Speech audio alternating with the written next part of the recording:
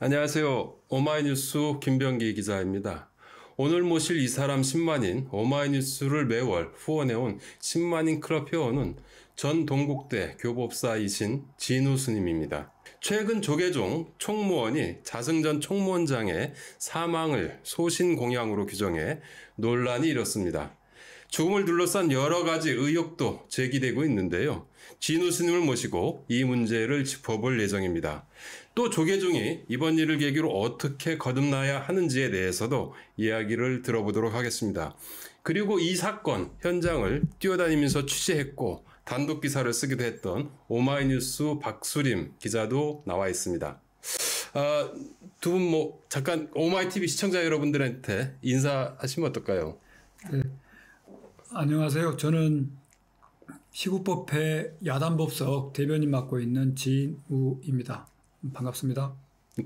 안녕하세요. 오마이뉴스 사회부 사건팀에서 취재기자로 일하고 있는 박수림입니다. 최근에 칠장사 취재를 다녀왔습니다.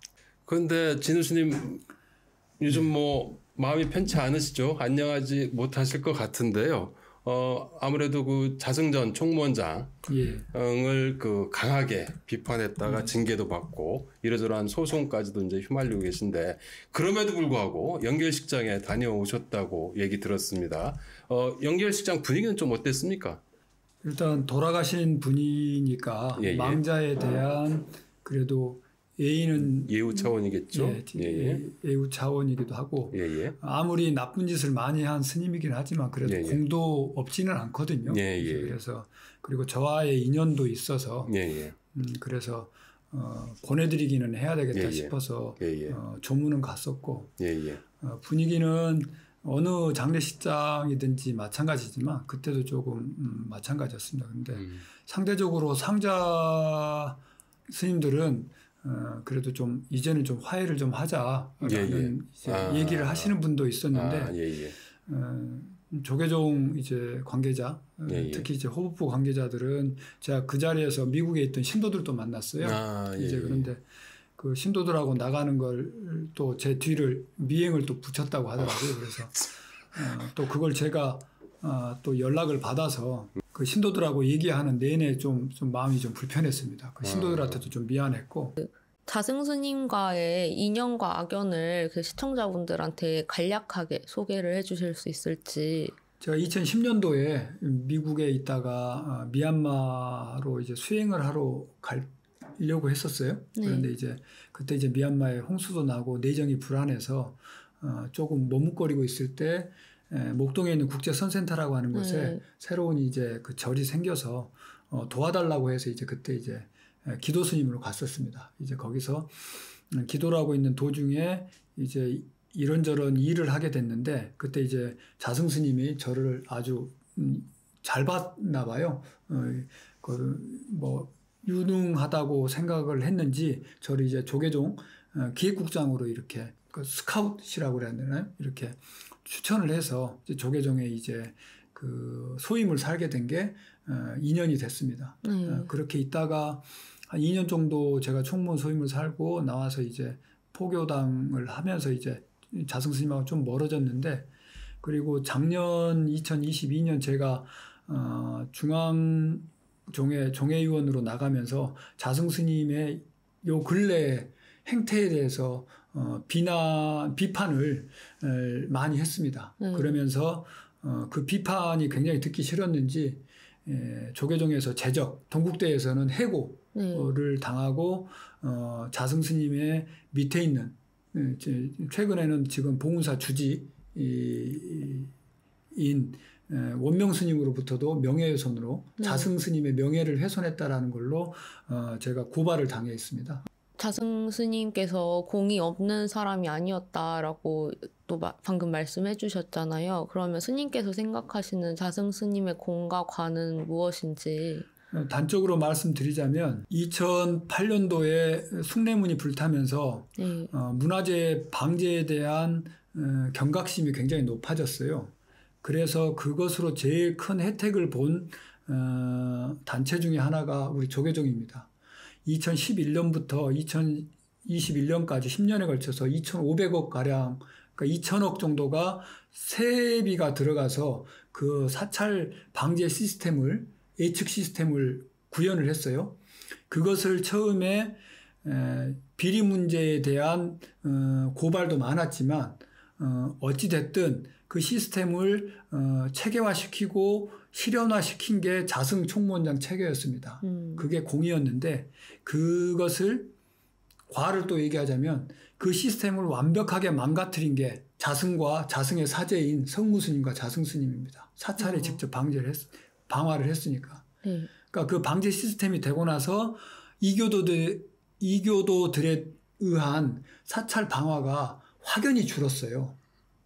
그런데 스님들에 의한 방화가 갑자기 3건이나 생겨버린 거죠. 네. 내장사, 삼막사, 네. 그리고 이번에 칠장사. 네. 그게 자승의 삶에 있어서 절대 용서를 하지 말아야 될 게 국가의 세비 그리고 문화재를 방비하기 위해서 우리 국민들이 모아서 낸 세비 그리고 스님들의 그동안의 1700년간의 문화재 그리고 성보를 보호하겠다고 세웠던 원력들을 이 두 스님, 내장사까지 합하면 3 스님들에 의해서 방화에 의해서 요 근래에 일어나고 있다는 게 자승의 가장 큰 죄악 중에 하나라고 생각을 합니다.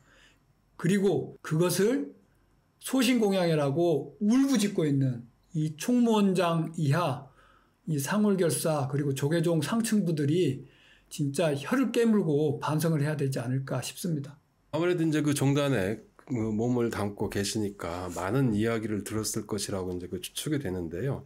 우선 그 총무원이 자승전 원장의 그 죽음을 서둘러 소신공양으로 규정을 했지 않습니까? 이로 인해서 자살 방화 사건이라는 프레임이 완전히 없어져 버렸어요. 사라져 버렸어요. 물론 이것도 조계종단이 의도했던 바겠죠? 네, 그런 걸로 보여지고 노골적이죠. 말도 안 됩니다. 그러니까 똑같은 사건이 작년 3월 18일에도 있었어요. 그것도 이제 자승 전 총무원장의 사제인 용주사 부주지를 했던 성무스님이 삼막사 종무소를 불태우고 본인이 이제 죽은 사건에 대해서는 분명하게 방화 그리고 범인이라는 기사가 나왔습니다. 그런데 이번에는 조계종에서 서둘러서 그리고 자승의 최측근으로부터 기자들한테 소신공양이라고 써달라고 강요 내지는 부탁을 했다고 해요. 그러면서 조계종에서 그 다음날 30일 날 소신공양 자화장이라는 말도 안 되는 그 종교적인 프레임을 갖다가 먼저 씌워서 일반 언론에서 이제 방화 사건으로 접근하지 못하게 가이드라인을 친 거라고 저는 생각을 합니다. 그러면 기자들한테 소신공양으로 써달라고 했던 사람은 누굽니까? 제가 전해 듣기로는 지금 본사 주지를 하고 있는 자승의 최측근인 D 스님이라고 들었습니다. D 스님이요? 예. 그러면은 그분은 사건이 경찰이 발표하기도 전에 이미 다 내막을 알고 있었던 건가요? 뭔가요? 그게 더 이상한 거죠. 그러니까 아직 경찰 발표도 안 나고 조계종 공식 발표도 안 났는데 본인이 직접 기자들한테 소신공양으로 써달라고 했다라는 거는 자살임을 본인은 확신하고 있었던지 그러니까요? 아니면 자살이기를 바랬다라는 거잖아요. 그거를 대중 언론 그리고 공식적인 언론들의 평가에 맡기지 않고 본인이 그렇게 부탁을 했다라는 것 자체가 그리고 그것을 무비판적으로 받아 써준 언론들도 사실은 비난을 받아야죠. 그 박 기자 그 사건 당일이 아니고 사건 바로 다음 날 경찰이 발표하지 않았나요? 네, 경찰 그죠? 발표는 다음 날이었고. 그죠? 그럼 그 전에 그렇게 얘기한 거잖아요, 그러면은. 예, 그러니까 제가 전해 듣기로 그리고 이제 그 기사를 이렇게 전해 들은 이야기 기사를 비교를 해보면 11시 조금 넘어서 조계종에서는 공식적으로 자승이라고 그 발견된 시신이 자승이라고 확인을 했어요. 근데 그 전에 벌써 자승의 소신공양이라고 기사가 나왔죠. 불교계 기사 중에. 그리고 한 곳은 올렸다가 다시 내렸다가 다시 올렸고 그 공식 발표를 듣고 올렸고. 좀 전에 이제 그 불교계 조계종 총무원에서 가이드라인을 쳤다라고 이제 그 말씀하셨는데 정부도 윤석열 정부도 지금 국민훈장 무궁화장을 예. 추서를 급하게 했어요. 예. 그거는 어떻게 보십니까? 그거 역시 마찬가지로 뭐 정부에서도 또 가이드라인을 쳤다라고 그렇게 볼 수 있는 건가요? 그러니까 저는 언론에 대해서는 조계종에서 소신공양이라는 가이드라인을 친 걸로 보여지고 예, 예. 그래서 더 이상 자승의 죽음에 대해서 의혹 제기를 하지 마라. 예, 예. 그리고 의문을 갖지 마라. 혼자 죽었다라는 것을 가이드라인을 준 거라고 생각하고 경찰과 그리고 소방 그리고 국정원에 대해서는 국정원도 이번에 출동을 했잖아요. 예, 예. 국정원에 대해서는 용산에서 가이드라인을 준 거죠. 이 죽음은 국민들이 다 추앙해야 될 만한 영예로운 죽음이다. 라는 거를 급히 이제 국민훈장, 무궁화장이라고 하는 민간인이 받을 수 있는 최고의 훈장을 그 다음날 바로 추서를 했을 정도로 가이드라인을 명확하게 심어준 거죠. 그럼에도 불구하고 이번에 그 여론조사, 설문조사 결과가 좀 말해주듯이 자승 전 총무원장의 죽음을 소신공양으로 총무원에서 규정한 것에 대해서 반대하는 여론이 아주 압도적이었어요. 절대적이었어요. 이런 상황인데 그것이 보여주는 거는 조계종이 개혁돼야 된다라는 이런 스님들의 자발적인 목소리, 욕구도 이제 많이 충전돼 있다는 이런 의미이기도 하거든요. 예, 맞습니다. 90%, 93%가 자승의 죽음이 그리고 자승의 삶 자체가 영예롭지 않았다라는 것을 스님들이 인정을 하고 있고 공감을 하고 있는데 그거와 정반대로 소신공양이라고 조계종 상층부 에서 그리고 정치승들이 그렇게 주장을 하고 있잖아요. 그 얘기는 2000년대 초에 그 풀잠자리 알을 우담바라라고 우겼던 자승 그리고 종상과 하나도 다르지 않습니다. 근데 그걸로 인해 가지고 조계종이 얼마나 웃음거리가 됐는지 몰라요. 그런데 지금 자승의 소신공양이라고 주장하는 손바닥으로 하늘을 가리려고 하는 조계종의 행태에 대해서 상층부의 행태에 대해서 얼마나 많은 사람들이 비난을 하고 손가락질을 하고 우스갯거리로 생각을 해요. 이게 진짜 불교를 폄훼하는 회불행위입니다. 그거를 총무원장이 지금 나서서 하고 있거든요. 그럼에도 불구하고 이번 이 일을 계기로 조계종단이 거듭나기 위해서는 어떻게 해야 된다고 보십니까?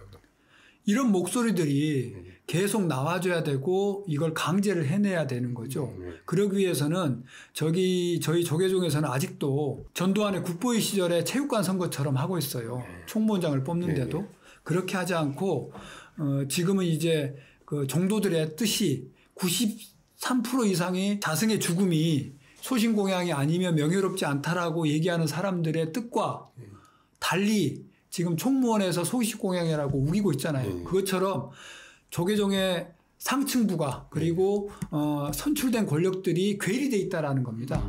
그렇다 그러면 이 90%에 대한 종도들의 의사를 반영해야 되는 총무원장이 나와줘야 되고 종회의원이 나와줘야 된다는 게 너무나 분명해 보이잖아요. 9대 1인데 9대 1도 안 되거든요. 9대 1을 훨씬 넘는데 또 불구하고 이렇게 된다 그러면 이 왜곡돼 있는 그 민의들을 저는 해결을 해야 된다고 생각이 들어집니다. 오늘 진우 스님께서 진실의 조각들, 자승 전 원장의 죽음을 둘러싼 의혹 등을 정리해 주셨습니다.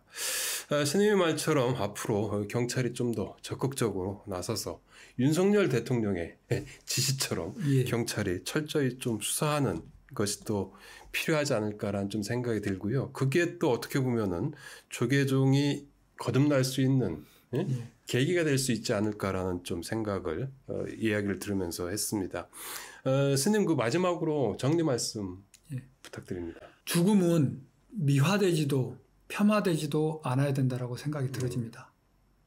그래서 12구 그리고 오송 그리고 서희초 그리고 최상병 사망까지 진상규명이 추모다. 그리고 자승에 대해서도 진실규명이 올바른 자승의 천도식이다. 천도제다라고 저는 말을 하고 싶습니다. 스님 그 오늘 말씀 고마웠고요. 우리 그 박 기자도 옆에서 고생하셨어요. 네, 감사합니다. 박 기자님 덕에 녹취록 기사 때문에 그래도 사실에 조금 더 접근하게 된 것 같다 싶습니다. 감사합니다. 이 방송 마치기 전에 저도 홍보 말씀 하나 드리겠습니다.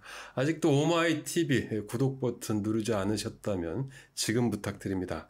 그리고 진우 스님과 함께 오마이뉴스, 오마이TV를 후원하실 그런 생각을 가지신 분이라면 아래 자막에 나와 있습니다. 010-3270-3828 010-3270-3828로 전화 주시기를 부탁드립니다. 저는 또 10만인 크롭 회원을 모시고 찾아뵙도록 하겠습니다. 다 같이 이제 고생하셨는데 함께 인사드릴까요? 오마이TV 시청자 여러분, 안녕히 계세요. 감사합니다.